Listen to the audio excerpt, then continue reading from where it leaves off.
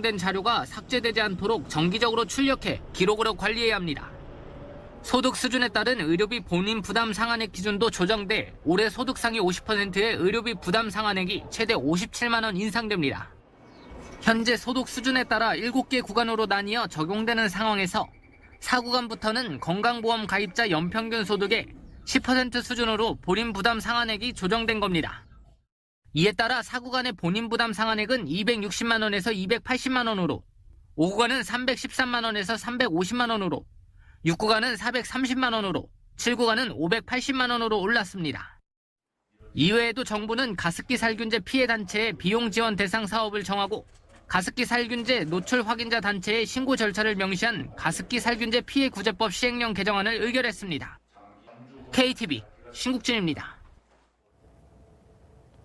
통일부는 내일부터 이틀간 백옥환 사장 등 현대아산 임직원 22명이 북한 금강산을 방문해 창립 20주년 기념행사를 연다고 밝혔습니다. 다만 순수한 기념행사이며 금강산 관광 재개와는 관련이 없다고 덧붙였습니다. 이번 행사에는 북측 아태 평화회의 관계자들도 참석할 가능성이 있는 것으로 전해졌습니다. 한국과 미국의 방위비 분담금 협상이 조만간 마무리될 것으로 보입니다. 우리 측 분담금은 올해 분만 1조 500억 원 미만으로 가닥이 잡힌 것으로 알려졌습니다. 최영은 기자입니다. 외교부는 주한미군에 대한 한국 측 방위비 분담금 협상이 가까운 시기에 이뤄질 것이라면서 한미가 이를 위해 협의를 이어가고 있다고 밝혔습니다. 방위비 협상과 관련해서 한미 양측은 협정의 조속한 타결을 위하여 긴밀한 협의를 진행해 오고 있습니다. 당초 우리 측은 규모 1조 원 미만의 기간 3년에서 5년을, 미 측은 10억 달러인 약 1조 1,200억 원의 1년 계약을 놓고 줄다리기를 이어온 것으로 알려졌습니다. 국회 외교통일위원회 더불어민주당 이수혁 의원은 오늘 정책조정회의에서 주한미군 방위비 분담금에 대한 협상이 타결 국면에 들어섰다면서 국방비 인상률 8.2%를 반영해 1조 500억 원 미만으로 합의되는 과정에 있다고 전했습니다. 또 분담금은 올해 분만 결정하는 방향으로 논의 중이라고 설명했습니다. 우리 측의 분담금 규모와 미 측의 계약 기간에 대한 절충안이 합의된 것으로 풀이됩니다. 협상안에 한미 양측의 가서명이 이뤄지면 다음 달까지 정부 내 절차를 거쳐 오는 4월 국회 심의가 진행될 전망입니다. KTV 최영은입니다. 구제역이 일주일째 추가로 발생하지 않고 있습니다. 하지만 구제역 확산을 막기 위해 전국의 소돼지 농가는 오늘 전국적으로 일제 소독을 벌였는데요. 이계호 농림축산식품부 장관도 방역 현장을 점검했습니다. 김유영 기자입니다. 설 연휴가 끝나고 도축장이 정상 운영되는 첫날, 일제 소독이 이루어집니다. 전국의 도축장 73곳에는 소독 전담관이 파견돼 소독과 세척이 잘 되고 있는지 꼼꼼히 점검합니다. 이계호 농림축산식품부 장관도 현장을 찾았습니다. 마지막 고비는 결국 소독에 의해서 좌우가 된다고 생각합니다. 축사 주변에 대한 철저한 생석회 소독이 이루어져야 하고요. 축사 내부에 대해서도 분무소독을 비롯한 소독 조치가 이루어질 수 있도록 지금 일일 확인을 해나가고 있습니다. 농협과 지자체 등 인력 1,400여 명, 소독 차량 8,690여 대가 동원돼 전국의 농가 17만 6,700여 곳을 소독했습니다. 구제역 발생 후 가축 1,383만 9천 두에 대해 백신 접종이 이루어졌습니다. 지금까지 구제역 확진 판정을 받은 농가는 경기도 안성의 2곳, 충북 충주의 1곳입니다. 충주시는 구제역 확산을 막기 위해 돼지 도축장 2곳을 추가해 총 9곳의 통제 초소를 운영합니다. 현재 충주 지역에는 소, 돼지, 염소, 사슴 등 10만 6천여 마리의 이동 제한 조처가 내려졌습니다. 지난달 31일 백신 접종을 한 소와 돼지에 대한 항체 형성률 검사는 오는 18일 진행됩니다. 정부는 구제역 백신 접종이 실시되면서 적정 비축량을 유지하기 위해 오는 15일까지 450만 두 분량을 수입하고 이달 말까지는 추가 분량을 확보할 계획입니다. KTV 김유영입니다. 홍남기 경제부총리가 4대 외청장 회의를 주재했습니다. 홍 부총리는 경제팀의 총력 대응을 강조했습니다. 홍진우 기자입니다. 홍남기 경제부총리가 국세청과 관세청, 조달청, 통계청 등 기획재정부 산하 4대 외청장을 취임 후 처음으로 불러 모았습니다. 경제활력 제고와 규제혁신 정책 성과 가시화를 위한 공조를 강화하기 위해서입니다. 홍 부총리는 모두 발언을 통해 현재 우리 경제는 소비심리 개선과 같은 긍정적인 신호도 있지만 수출 부진, 세계 경제 둔화 등 대내외 불확실성이 확대되고 있다고 밝혔습니다.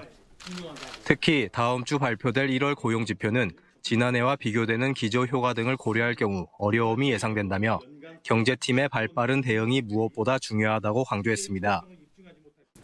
당면한 어려움이라든가 리스크 요인에 대해서는 우리 경제팀이 선제적으로 그리고 적극적으로 총력 대응해 나가는 것이 무엇보다 중요하다고 생각합니다. 홍 부총리는 이와 함께 정책 체감 성과를 내기 위한 4대 외청의 적극적인 역할을 당부했습니다. 국세청에는 올해 근로장려금 반기별 지급과 체납액 소멸 제도 등을 적극적으로 홍보하고 관세청에는 수출 중소기업 지원에 총력을 다해달라고 주문했습니다. 또 조달청은 연 120조 원 규모의 정부 구매력을 활용한 일자리 창출, 통계청은 통계질 향상에 노력해야 한다고 말했습니다. 홍 부총리는 이어 스마트 관세, 빅데이터 센터 출범 등 4차 산업혁명 신기술 개발을 적극 지원할 계획이라고 밝혔습니다.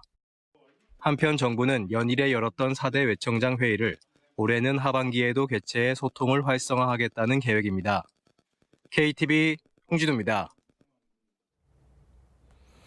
이번 설 연휴 교통사고 사망자 수가 지난해 절반 수준으로 나타났습니다. 또 화재를 포함한 사건 사고 신고도 줄어들었습니다. 이리나 기자입니다. 이번 설 연휴 기간 발생한 안전사고와 사망자 수 모두 지난해보다 줄어든 것으로 나타났습니다. 올해 설 연휴는 닷새로 지난해보다 하루가 더 길었지만 하루 평균 사고 건수가 지난해보다 30.8%, 사망자 수는 38.3% 줄었습니다. 특히 안전사고에서 가장 큰 비중을 차지하는 교통사고 사망자 수가 크게 감소했습니다. 행정안전부에 따르면 하루 평균 교통사고 사망자 수는 4명으로 지난해 같은 기간 7.5명에 비해 절반 가까이 줄었고 부상자 수도 684명에서 381.6명으로 40% 넘게 줄었습니다. 화재 발생도 지난해 704건에서 올해 473건으로 줄었습니다. 반면 산재 사고는 지난해 한 건도 없었지만 올해는 3건이 발생했습니다. 또 살인과 강도, 절도 등 중요 범죄 112 신고도 하루 평균 8.2% 감소했고 가정폭력 신고도 9.3% 준 것으로 나타났습니다. 한편 설 연휴 마지막 날인 어제 문재인 대통령은 페이스북을 통해 교통사고 사망자 수가 작년보다 절반으로 줄었다며 안전한 명절을 위해 희생하는 경찰관과 소방관들께 특별히 감사하다는 글을 남겼습니다. KTV 이리나입니다. 긴 연휴를 보냈지만 몸도 마음도 지친 분들 계실 겁니다. 흔히 명절 증후군이라고 부르죠. 어떻게 극복하는 게 좋을까요? 박천영 기자가 알려드립니다. 명절 잘 보내셨나요?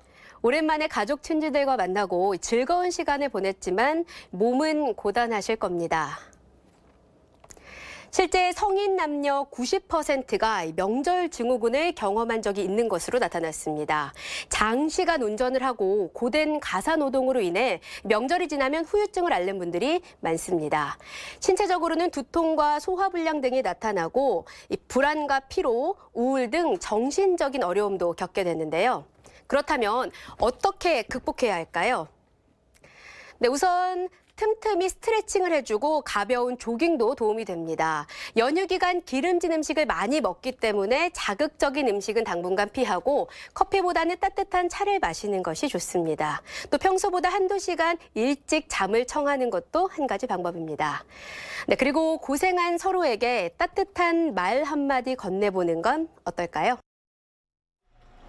어르신이나 장애인 등 교통약자가 타고 내리는데 불편함이 없도록 차체가 낮고 계단이 없는 저상버스. 지난해 기준 전체 버스의 25% 정도가 저상버스로 운행되고 있습니다. 정부는 2022년까지 40% 이상의 비율로 끌어올릴 방침입니다. 일반 버스와 저상버스의 차액은 현재 보조금으로 지급되고 있는데요. 올해부터는 전기 수소 저상버스를 구입할 경우 친환경 보조금과 저상버스 보조금을 합쳐 1억 9천만 원을 받을 수 있습니다. 또 지난해에는 802대를 지원했는데 올해는 10% 가까이 늘어난 877대의 보조금이 지급될 예정입니다.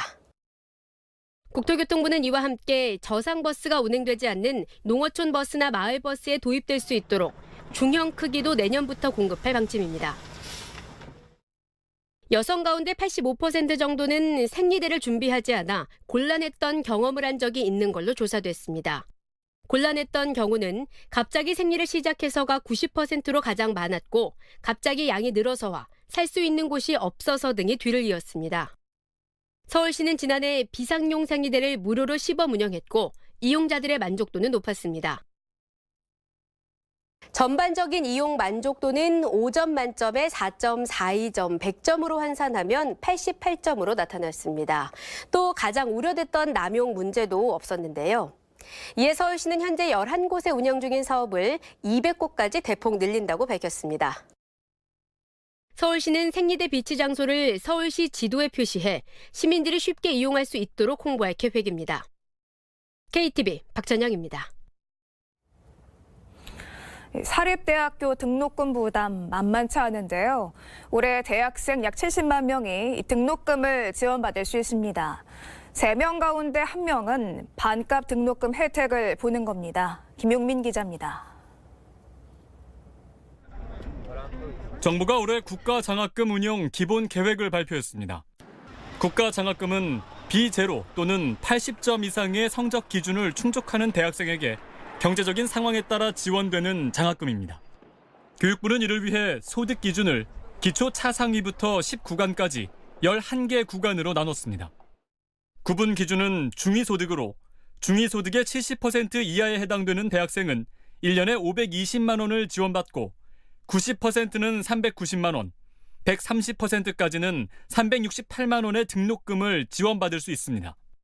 기초 차상위부터 6구간에 해당되는 이들 대학생은 전체 대학생 약 219만 명의 3분의 1 수준인 69만 명입니다. 사립대의 연평균 등록금이 약 739만 원인 점을 감안하면 대학생 3명 가운데 1명은 절반 이상의 장학금, 이른바 반값 등록금의 혜택을 받을 수 있습니다. 교육부는 올해 6구간의 기준 중위소득 대비 비율을 120%에서 130%로 확대해 더 많은 학생들이 혜택을 볼 수 있도록 했습니다. 또 일과 공부를 함께하는 대학생들이 소득 구간 산정에 불이익을 받지 않도록 학생 본인의 소득 공제 금액을 기존 100만 원에서 130만 원으로 올렸고 국가 장학금으로 입학금을